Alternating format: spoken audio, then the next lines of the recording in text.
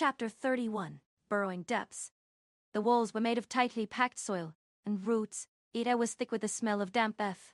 The narrow passage forced him to walk hunched over, the rough stones scraping against his shoulders as he moved deeper into the tunnel. Summoning two assault drones, one defensive drone and one recon drone. System notification. 4/4 active drones. 27 TP. 10 TP/min. With a mental command, he sent the two assault drones up ahead together with the recon drone. They sped up and vanished in the low light of the cramped tunnel, mere seconds after the sounds of their twin Magitech cannons filled the tunnel. The crimson lights flashed in the distance. Following them at a steady pace, he noticed that the ground was littered with the bodies of giant beetles, their black chins shattered and smoking. His Magitech rifle in hand, he crouched down and looked at one of them, the system window appearing in front of his vision. System notification. Name: Carapace Crawler. Type: Insectoid. Variant: Lesser. Level: 3. I have expected them to be lower level, but level 3? Well, no wonder my drones blazed through them, he thought as he kept walking through the low tunnel, his back bent as he moved. Kicking the occasional corpse of a beetle out of the way after slipping over one of them and almost falling as a result of it. After a painful walk with a hunchback for over 5 minutes, the tunnel widened slightly, enough that he could stand upright without hitting his head. On one side of the tunnel was a large cluster of pulsating, greenish-purple fungi that cast a faint, eerie glow on the surrounding walls. Their caps were covered in a sticky, translucent slime that dripped slowly onto the floor, creating a soft, sizzling sound as it hit the stone. The air here was heavy with the scent of decay, the ground a mess of mud and beetle parts. The glow was almost blinding after the near pitch black of the tunnel behind him. His eyes scanned the cavern, taking in the details. He noticed that the fungal growth was not uniform. Some areas were denser than others, their light more intense. He also saw that the walls were covered in scratch marks, deeper and more numerous than before. He exhaled as he stretched his back, shouldering his rifle loosely. There were no more crimson flashes at the end of the tunnel. It was also very silent. The only reason he knew that his drones were still active was his mental connection to them. It took another 5 minutes before the path opened into a massive cavern, its ceiling high above, thick roots penetrating it while weaving in on themselves, forming a stable ceiling of roots and dirt, from which the corpse's 5-meter-long centipede was dangling. Strange, pulsating fungi cast an eerie glow across the stone walls, their light dancing in shades of sickly green and deep violet. The ground beneath his feet was uneven, littered with jagged rocks and slick patches of dark, glistening slime. The air was heavy with the scent of damp earth and something sweet. His focus went on the centipede that was slightly swinging. It was dead, a single, large hole in its head, from which black fluid was dripping. As he examined the corpse, the system window opened in front of him again. System notification. Name: Venom Lasher. Type: Centipede. Variant: Greater. Level: 4. An elite on level 4. All my drones took it out without me even seeing it. This makes me wonder what the boss will look like, he thought while walking past the core. Back in the tunnels, he kept an eye out for anything that could jump him at any moment. His rifle was always ready to shoot, but all he found were dead beetles. As he wandered the tunnels, he stopped and turned towards the wall to his left. It was a path that his recon drone pinged in a while back. Striking it with the butt of his rifle, it sank slightly into the loose earth, leaning his rifle against the wall behind him to have both his hands free. Cyranok started digging in the loose earth shortly after it fell in on itself and revealed a small alcove behind the dirt. In its center was a small chest, not bigger than a shoebox, made out of light-colored wood. It was not sealed or locked, the lid lifted with ease. The inside of the box was rather empty. Just a small coin pouch with 6 silver coins and a short dagger in a sheath. After fixing them both to his belt, he drew the dagger from the sheath. The blade was about 20 cm long with a serrated back. The handle was simple black wood with no ornaments. The steel was dark, almost black with a faint green sheen to it. It was sharp as he tested it on a nearby root.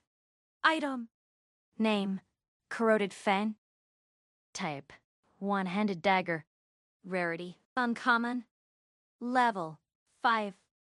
The corroded fan appears to be crudely made, possibly from parts of creatures within the burrowing depths themselves. The greenish tint on the blade is not a cosmetic choice but a sign of a weak, persistent corrosive agent.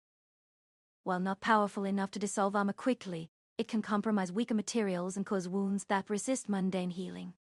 Not bad for a random find in a wall. It's better than nothing. Mumbling softly as he placed the dagger back in its sheath. This is a nice bonus, but I still prefer a gun over a knife, he thought while pulling the rifle from the wall and continued walking down the tunnel. The end of it was not far away. The walls started to become smoother and the roots thicker. The tunnel itself seemed to be carved instead of dug. The air was warmer, the smell of earth was replaced by a faint, metallic scent. The pulsating fungi became more frequent, their light brighter and more intense. The tunnel ended in a large, circular cavern.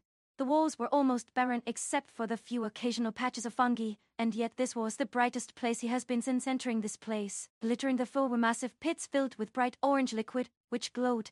A wave of heat washed over him. The air was so hot it felt difficult to breathe. Chapter 32. Where is the rest? Cyranox entered the chamber, keeping its distance from the pools of orange liquid, his eyes landing on a massive grub-like creature. It was roughly 2.5 meters long, its pale white, segmented body glistening with moisture. It had short legs or arms at its front. On its top half was a dark carapace, its color almost black. On its side were a few holes that leak a liquid similar to the orange stuff in the pools. It was then that his drones were forcefully dismissed, as his TP was not sufficient to pay the upkeep. 0/4 active drones. Fuck, just in the worst moment, he muttered while brandishing his rifle. Cyranox carefully moved closer to get a better look, the system window opening in front of him as he got within a few meters of the creature. System notification. Name: Flame Spewer. Type: Larva. Variant: Greater. Level: 6.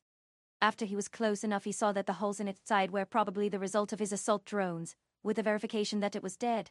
He relaxed again, his eyes scanned the walls of the chamber, finding the exit relatively fast. He was on the other side of the pits with the orange liquid. With a mental sigh, he walked along the pits towards the exit. The heat of the pits was nearly unbearable as he walked between them. He slipped into the crack in the wall that led further down. Dead beetles and centipedes were littering the floor. They were not as numerous as in the other room, but still in a large quantity. The walls were similar to the ones in the tunnel before, but they were smooth. About 20 minutes of walking later, he came across a small group of living beetles and centipedes. They were the same as his drones fought before, their black shells shimmering with a metallic luster in the dim light. He raised his rifle and fired, the violet beam striking the lead beetle and carving a path through its body. The smell of burnt carapace filled the air as the other beetles turned to face him, their mandibles clicking. He fired again. Another beam of violet energy lanced through the darkness, striking another beetle and piercing its body. The remaining beetles charged, their mandibles snapping as they closed the distance between them. Cyranox summoned one offensive drone. System notification. 1/4 active drones. 7 TP. Plus 4 TP/min. It came into existence and shoot at the critters. Its violet beam pierced right through them. While he fired his rifle, the smell of burnt carapace filled the air as another beetle fell to his drone. Another beam of violet energy lanced through the darkness, cutting a centipede in two. He kept walking and shooting, the beetles and centipedes falling one after another to the combined fire of him and his drone.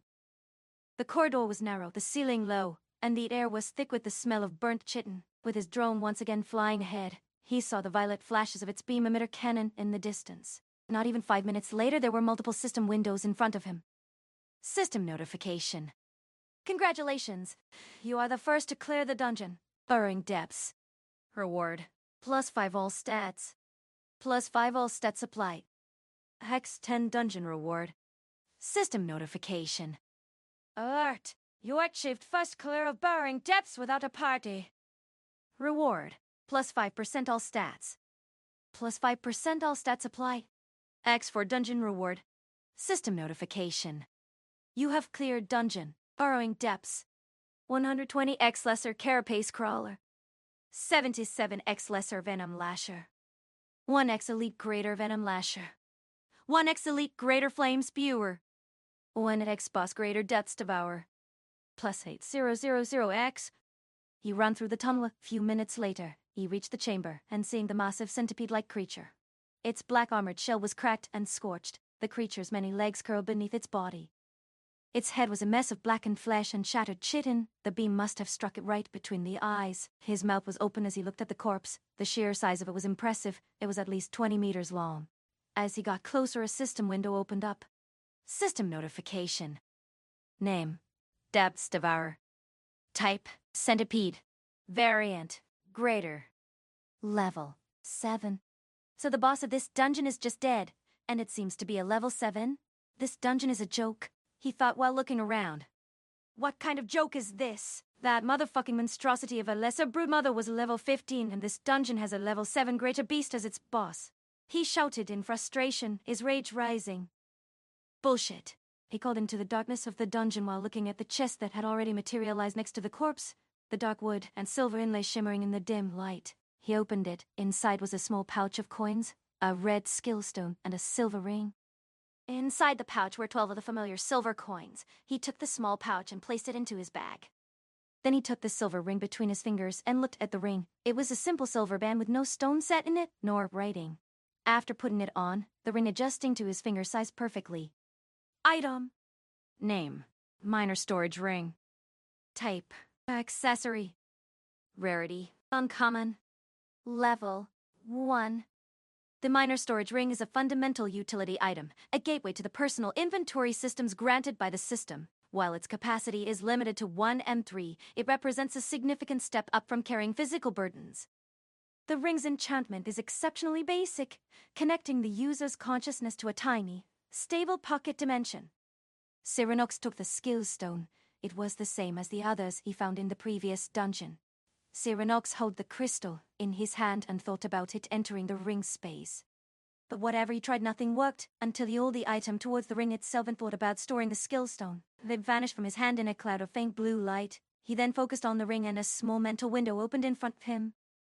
He looked at the massive corpse once again and kicked it. The chitin was hard and unyielding.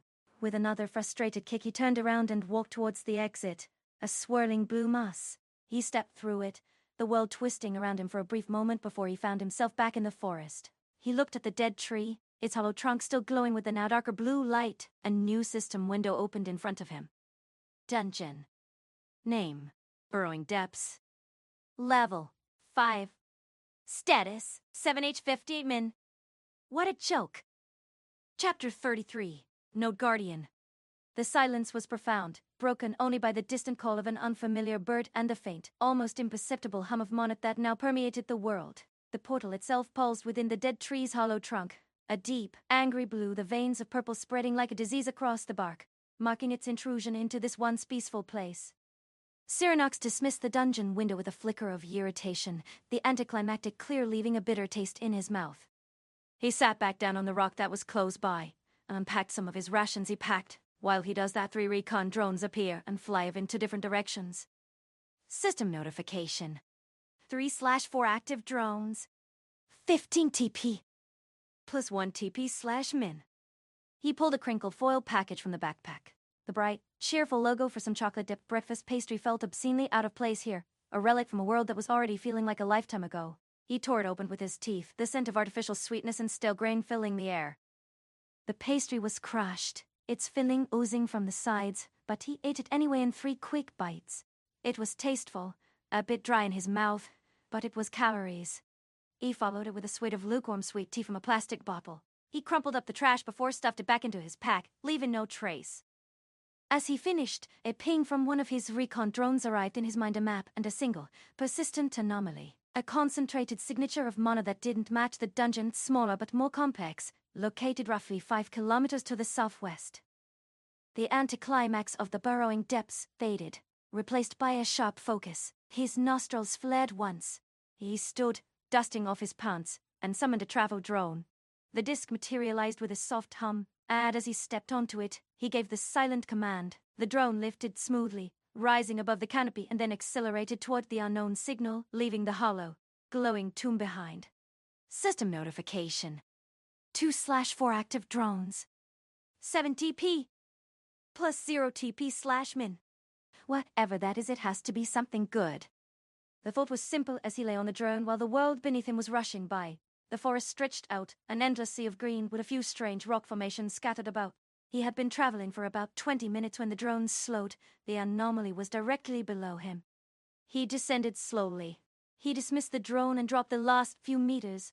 He landed softly, his boot sinking into the moss-covered ground. The anomaly seemed to be coming from a small clearing in the center of which was a strange rock formation. It was a cluster of smooth, black stones arranged in a perfect circle, roughly 5 meters in diameter. The stones were warm to the touch, and they seemed to pulse with a faint blue light. System notification. Name. Plan node. Level. 15. Status. Unclaimed. Ownership. Requires lodestone or equivalent authority. Cyranox's eyes widened slightly as he read the notification. A slow grin creeps up his face. He summoned 2 assault, 1 offensive and 1 defensive drone. They materialized around him and gave them mental commands to spread out and take advantageous positions. They took off except for the defensive drone that just floated up a bit higher above him. As his hand brushes over the surface of the center stone, a system window appeared over the center stone, followed by a voice. System announcement. Intruder detected. Summoning node guardian.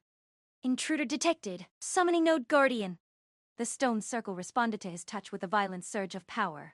The blue light within the stones flared, pulsing like a frantic heartbeat, casting dancing shadows that writhed like living things across the clearing. The air grew heavy, thick with a scent of damp earth and something ancient, something wild. The ground between the stones began to churn and heave, soil and moss tearing upwards as if clawed by invisible hands from below. A deep, guttural groan vibrated through the soles of his boots, a sound not of stone grinding, but of immense muscle and bone awakening after a long slumber. The mound of earth bulged violently, then split apart. A massive, moose-like head, crowned with formidable, flattened antlers of hardened bone, pushed its way into the light. Its fur was coarse and dark brown, its nose a wide, leathery snout that flared as it scented the air. System notification. Name: Promorn Ravager. Type: Mammalian hybrid. Variant: Greater. Level: 16. The creature hurled its colossal body from the earth, its sheer size making the clearing feel suddenly small. It stood over 3.5 meters at the shoulder, a terrifying fusion of a moose's powerful frame and the raw, muscular build of a bear. Thick, powerful legs ended not in hooves, but in massive, bear-like paws armed with long, sharp claws. It shook its head, sending clumps of damp earth flying, and its nostrils flared again, its breath misting in the charged air. A primal roar tore from its throat, a sound so profound it disoriented Cyranox for a split second, making the world seem to warp around the edges. There was no moment of assessment, no posturing. The Ravager's dark eyes fixed on him, its legs bunching with terrifying speed, and it charged. The ground trembled under its immense bulk, trees groaning as it brushed past them. The defensive drone reacted instantly, its hexagonal barrier flaring into existence just as the Ravager lowered its head. The flattened antlers aimed squarely at Cyranox. The impact was not a collision, but an explosion. The blue shield screamed under the force, glowing plates cracking and flickering wildly. Cyranox was thrown back several meters by the shockwave, the sheer power of the charge leaving him breathless. The Ravager recoiled, shaking its head from the impact, its lips drawing back in a snarl before it began to circle, preparing for its next, devastating assault. His drones didn't wait for his command after he got attacked. They opened fire on the Ravager. Crimson beams poured down on it while heavy, violet beams tore into his flesh, carving a chunk out of its shoulder. Meanwhile, Cyranox got up from between the stones, his shoulder hurting like hell. The Ravager got up on its hind legs and swiped his massive claw at the already weakened barrier, breaking right through as it dissolves into motes of blue sparks just like the defensive drone itself.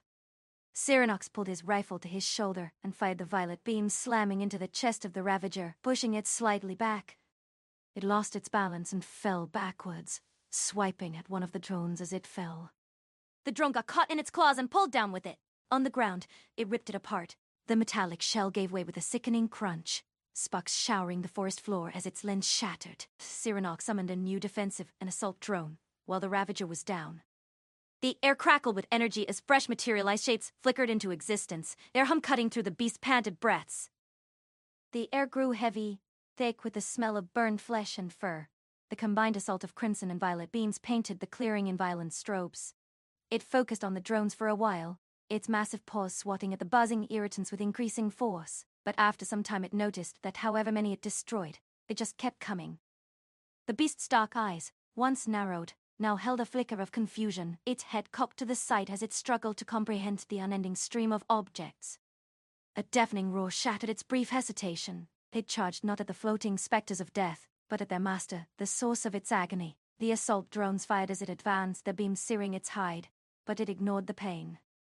Cyranox brought his rifle up, but he was too slow. The world spun, a blur of brown fur and raw force. A colossal paw connected with his chest, and he was airborne again, a ragdoll flung through the undergrowth. He slammed into a tree trunk with a sickening crack, the impact driving the air from his lungs and sending a blinding flash of pain through his torso. Cyranox pushed himself off the ground and leaned against the trunk, shouldering its weapon before a violet energy gathered in the Magitech rifle. After 5 seconds he released the energy, a violent beam of violet swirling energy crashed into its side, ripping right through its thick hide and muscles beneath. It turned its massive head towards him and charged. A new defensive drone formed its barrier fresh and active. Mere moments before impact, the Ravager lowered its head, making contact with its massive antlers. The barrier flared up violently before bursting into blue sparks. It kept it in place just long enough for the offensive drone to charge up its overcharged beam emitter and releasing a thick violet beam that penetrated through the base of its neck. Piercing right through into the ground below, the Ravager fell forward lifelessly. System notification. Congratulations! You have killed the Node Guardian! Node can now be claimed. Lodestone required. System notification. Congratulations. You have been the first to kill a Node Guardian. Your first claiming time will be null. Reward. +5 all stats. +5 all stats applied. 3OE4X. Chapter 34. Yield.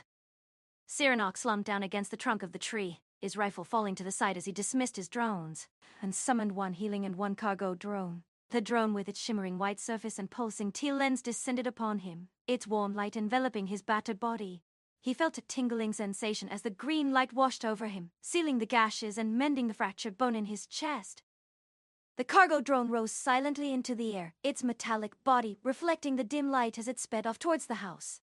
He closed his eyes, letting the healing drone do its work, the pain slowly fading away. That was intense, he thought as he watched the healing drone do its work, his HP slowly climbing back to its maximum. The cargo drone returned an hour later, with a lodestone in its spatial storage. He dismissed the healing drone and took the lodestone from the cargo drone, its warmth of familiar comfort in his hands. Afterwards he dismissed the cargo drone again and slowly pushed himself up, slowly walking over towards the center stone. The moment he was inside the circle of stones, the lodestone emitted a golden light, its runes glowing brighter and brighter. The stones themselves responded, their blue light intensifying, merging with the gold of the lodestone to create a blinding pillar of light that shot up into the sky. The ground shook, but this time it wasn't violent. It was a deep, resonant hum that vibrated through his very bones. System notification. Congratulations! You have established a guild. Please name your guild. It will be known as King Games, the one and only. Once banished, now back stronger than ever. For a fleeting moment, Cyranox remembered the time he spent with whom he considered his friends. Everything was simple back then, back when the monsters were just pixels on a screen and not a danger to him personally. The guild that he and his friends created, that was hated not by all but most. They never did something wrong per se, it was more how they did it that struck the wrong chord in others. They only did what the game had offered them, never more. But in the end, they were a bunch of fucking assholes. He chuckled at the thought before his attention got whisked away by a new window. System notification. Guild name, King Games. Guild Master, Cyranox. Guild level, 1. Guild members, 1/30. Guild base, generating. The pillar of light was a constant hum, while the system window was processing. It vibrated through Cyranox's bones, a resonant thrum that harmonized with the golden energy pouring from the lodestone that was hovering above the central stone. The air itself seemed to crackle and shimmer, charged with the raw potential of creation. The system window in his vision, its text clear against the backdrop of swirling light, yet it remained static, the processing status unchanging. System notification. Please choose the type of your guild building. Before he could look at the provided list, a second window opened up on top of it. System notification. Congratulations! You are the first to establish a guild.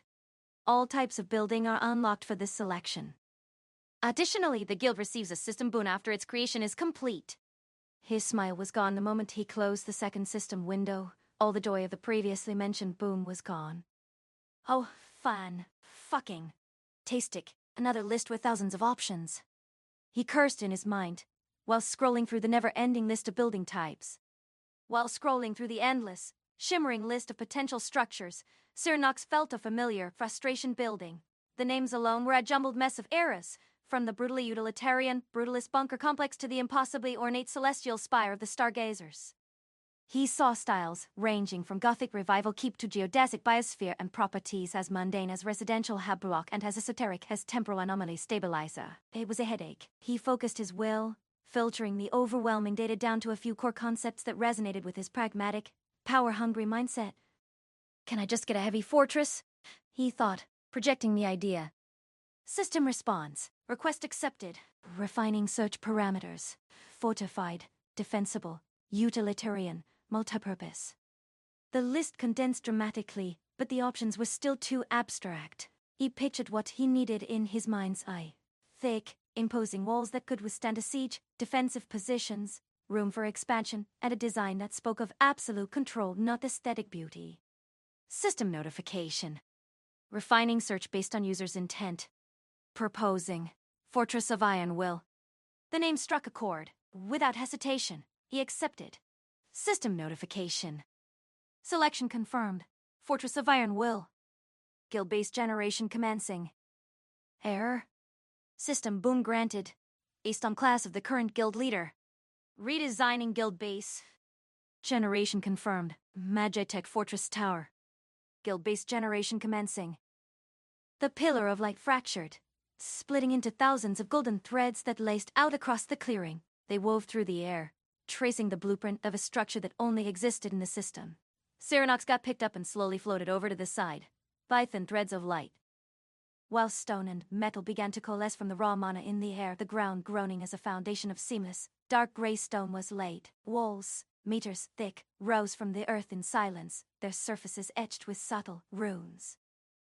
A central tower began to take shape, its design a strange mixture of Gothic fortress and highly advanced Magita. Flying buttresses of black and steel ribbed the tower's sides, connecting to a massive, tapering structure that stretched toward the sky, breaking through the clouds above.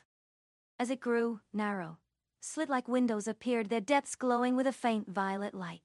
A flat, reinforced roof formed at the very top, surrounded by several spindly antenna-like spikes. The tower ascended with unnerving speed, its growth a silent process that seemed to defy gravity. Faint violet lights glowed at its outside, that pulsed in a steady beat that traveled up the tower in a wave, causing the lights to brighten. The antenna-like spikes at its crown began to flash whenever the pulse reached the top.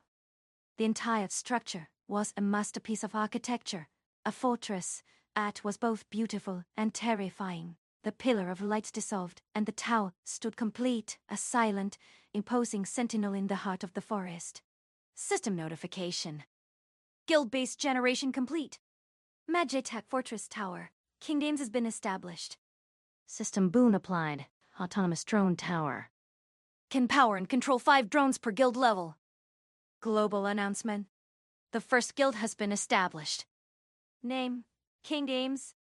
He simply stood there, staring up at the hundreds of meters tall tower, fully aware that he had just watched an entire fortress get printed into existence in less time than it normally took him to cook dinner. Chapter 35. The Tower. After a few seconds of staring at the tower, Cyranox got closer to the base of it. The closer he got, the more oppressive its scale became. He passed beneath the first high arch, one of 4 positioned at the cardinal directions. It was freestanding, massive flying buttresses curving almost diagonally upwards from its corner tops. High above near the top, they connected to the tower's outer wall, merging seamlessly with the buttresses of the neighboring arches. Between this arch and the neighboring one stood a smaller auxiliary tower. Its purpose became obvious at a glance, each one tied directly into the same junction points, creating rigid, 3-way connections that looked less decorative and more like reinforcement. Whatever forces this structure was meant to endure, they had been accounted for. The tops were flat, or at least he couldn't make out any domes or spires on them. His boots touched the dark gray, smooth granite-like stone that served as the foundation. A few meters ahead stood a second arch, smaller and set above a short flight of steps.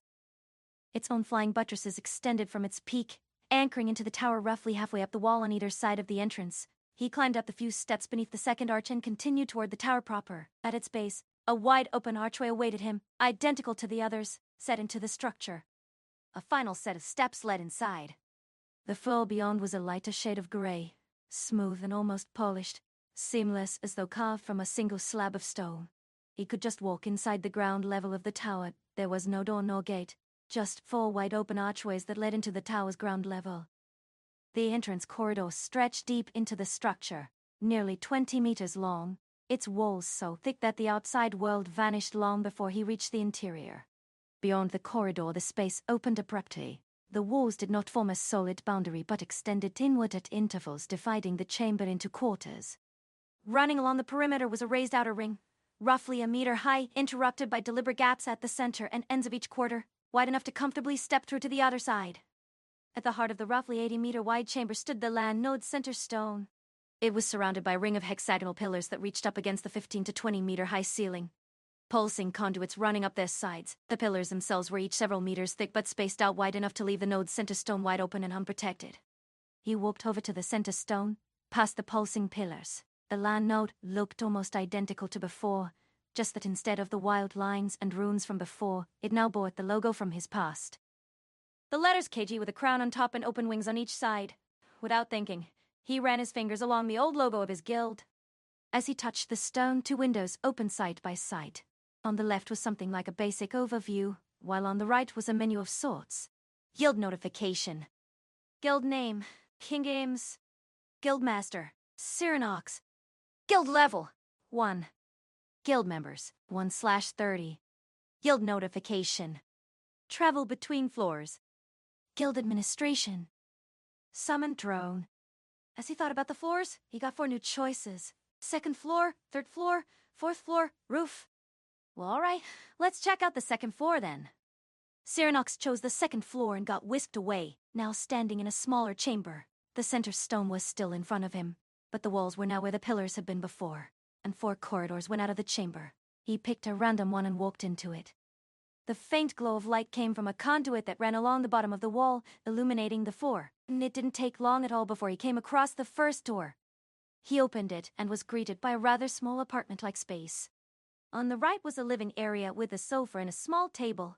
The left side was dominated by a bed big enough for 2 or maybe 3 people. Behind another door was a bathroom with a small toilet, a sink, and a shower. The kitchen was integrated into the living area, separated by a half wall with a sink, a small fridge, and 2 hot plates. He walked over to the window, a 1 meter high and 20 centimeter wide slit in the wall. The view was not great, just a lot of trees. Who would want to live here? Not me, that's for sure. He thought while closing the door and walking back down the corridor, looking into another room that was identical to the one before. The 3rd and 4th rooms were identical as well. All 4 of them were rather small and cramped. What is this place? A hotel? He thought while walking back into the chamber with the stone. He chose the 3rd floor, and once again got whisked away, once again standing inside a similar-looking room as on the 2nd floor. He didn't know what exactly it was, but something looked different. It was as if the light was different, or the color of the stone. He shook his head and walked down one of the corridors. Yet again, there were doors to either side at equal intervals. He opened one and was greeted by another apartment-like space. Just at this time, it was not just one bedroom. He looked straight at an inner hallway. He stepped inside, and as he did, warm yellow light filled the space. This place had everything he had thought about earlier. A small kitchen, a living room, a separate bathroom with a bathtub, and a separate bedroom with a big bed. The entire apartment looked much cleaner, more expensive, and the living room had a large window that stretched from floor to ceiling, showing a breathtaking view over the forest canopy. The walls were a soft beige, the furniture dark wood, and the floor was covered with a thick, soft carpet. Now this is more like it, he said out loud while walking over to the window, looking out over the forest. The sun was beginning to set, casting a warm orange glow over the trees. The view was stunning, a stark contrast to the cramped, utilitarian rooms on the floor below. The entire apartment felt more like a penthouse suite than a guild member's quarters. He looked at the king-sized bed in the bedroom, a sly smile spreading across his face. This would be his room, no question about it. He walked back into the main chamber, where the node still was pulsing with a soft blue light. He looked at the 4 other corridors, wondering what they contained. He picked one and walked down it, opening the first door he came across. The room was identical to his own. He opened the next door, and the next. All of them were the same,